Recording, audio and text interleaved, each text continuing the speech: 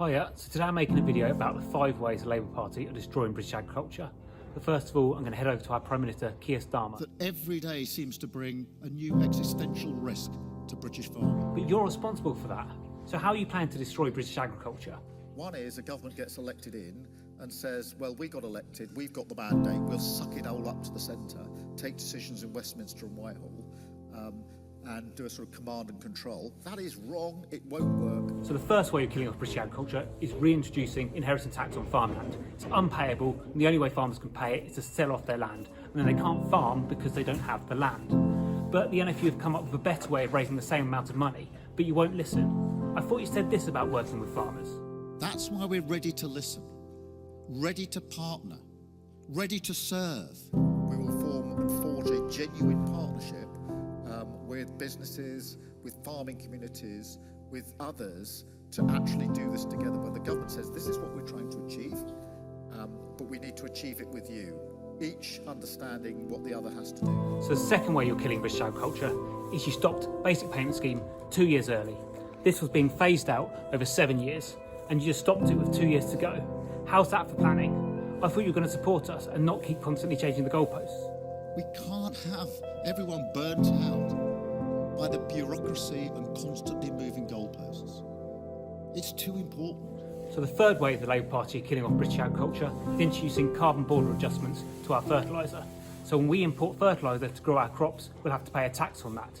Yet, if we import crops or the finished products like flour, grown with the same fertiliser abroad, they'll incur no taxes, putting us at a disadvantage to imported food. But we are going to talk to our friends in the European Union, and we are going to seek a better trading relationship for British farming.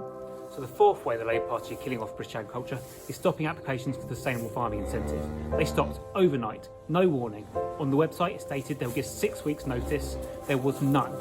People can no longer apply to do environmental goods and get paid for it, which is a vital source of income for farmers. Weather conditions can kill off our crops, so having a bit of certainty by being in environmental schemes and growing habitat and food for wildlife is a fantastic opportunity. Now, the Labour Party said they were going to support this going forward, so why have they stopped it? You're going through a huge transition with the environmental land management schemes. In the main, a good transition. A system that rewards public good is right. We can't lose sight of food production. So on environmental land management, I say it's the right direction, and there's no point overturning the apple cart.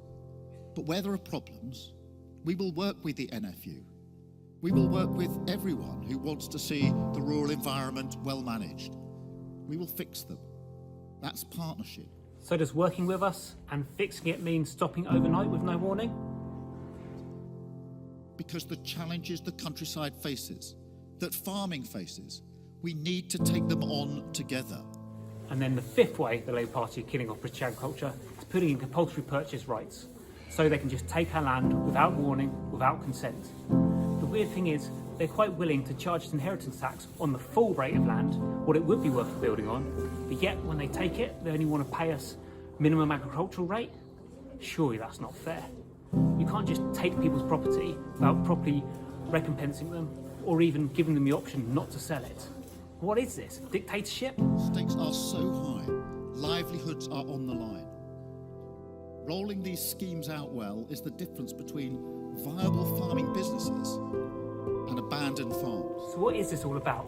Well, it's not about tax revenue, because they're giving away 550 million to foreign farming projects. And that's about the same amount of money they would have raised from the inheritance tax. So I actually think they're trying to redistribute land in the UK.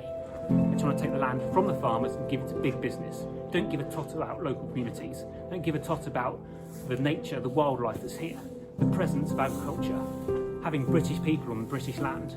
They just want to give it away to who's going to raise the most money for them and who they're going to keep happy in big business. That's why the lack of urgency from the government, the lack of attention to detail, the lack of long-term planning, it's not on. You deserve better than that.